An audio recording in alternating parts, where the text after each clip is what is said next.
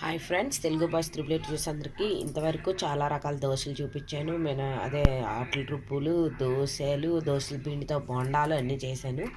ఇదైతే మాత్రం రవ్వ దోశ ఎలాగంటే, ఇప్పుడు వరిపిండి ఉంటుంది కదా మనకి, పొడి వరిపిండితోటి ఒక గ్లాస్ వరిపిండికి 2 గ్లాసుల వరిపిండికి 1 గ్లాస్ మైదా తీసుకోవాలి. అదే గ్లాస్ తోటి గోధుమ రవ్వ తీసుకోవాలి. ఉంటే కొంచెం పుల్లటి పెరుగ్గా లేదా చప్పటి పెరుగు కూడా వేసుకోవచ్చు. అందులో ఆయిల్, జీలకర్ర వేసుకోవాలి. వేసుకొని ఇలా కలుపుకోవాలి. కలుపుకొని చూడండి, పాన్ పెట్టి పాన్ మీద ఇదిగో ఇలా వేసుకుంటూ ఉండాలి. అలా వేసేస్తే దాని మీద ఆనియన్స్, కొత్తిమీర, పచ్చిమిర్చి, ఏం కావాలంటే అల్లం ముక్కలు అన్నీ వేసి జల్లుకోవచ్చు.